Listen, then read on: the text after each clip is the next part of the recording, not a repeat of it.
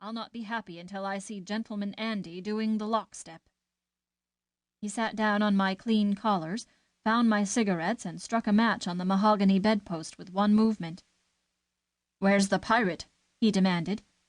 "The pirate is my housekeeper, Mrs. Clopton, a very worthy woman, so labelled and libelled because of a ferocious pair of eyes and what McKnight called a buccaneering nose." I quietly closed the door into the hall. "Keep your voice down, Richie," I said.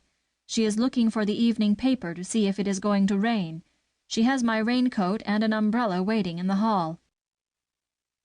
The collars being damaged beyond repair, he left them and went to the window. He stood there for some time, staring at the blackness that represented the wall of the house next door. "It's raining now," he said over his shoulder, and closed the window and the shutters. Something in his voice made me glance up, but he was watching me, his hands idly in his pockets. "Who lives next door?" he inquired in a perfunctory tone, after a pause. I was packing my razor. "House is empty," I returned absently. "If the landlord would put it in some sort of shape—" "Did you put those notes in your pocket?"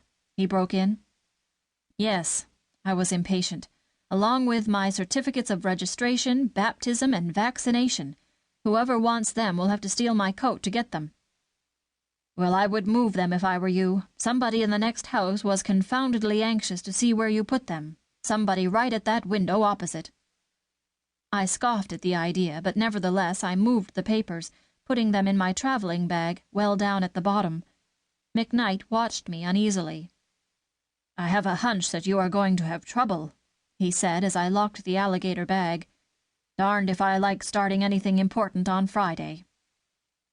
"You have a congenital dislike to start anything on any old day," I retorted, still sore from my lost Saturday. "And if you knew the owner of that house as I do, you would know that if there was anyone at that window he is paying rent for the privilege." Mrs. Clopton rapped at the door and spoke discreetly from the hall. "Did Mr. McKnight bring the evening paper?" she inquired. "Sorry, but I didn't, Mrs. Clopton," McKnight called. "The Cubs won 3-0. He listened, grinning, as she moved away with little irritated rustles of her black silk gown.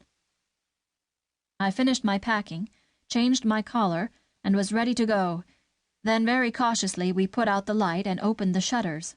The window across was merely a deeper black in the darkness. It was closed and dirty. And yet, probably owing to Richie's suggestion, I had an uneasy sensation of eyes staring across at me. The next moment we were at the door, poised for flight. "We'll have to run for it," I said in a whisper. "She's down there with a package of some sort, sandwiches probably, and she's threatened me with overshoes for a month. Ready now."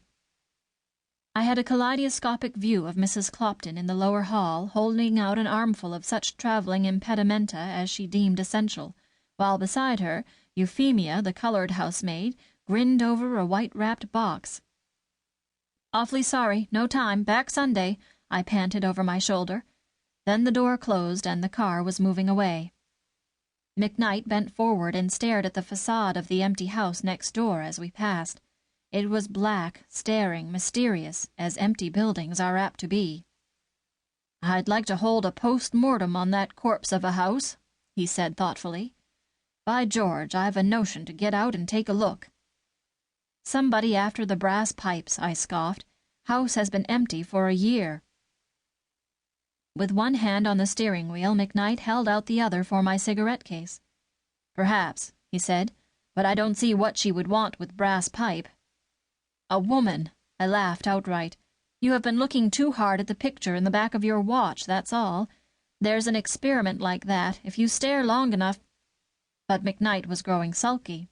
He sat looking rigidly ahead, and he did not speak again until he brought the cannonball to a stop at the station.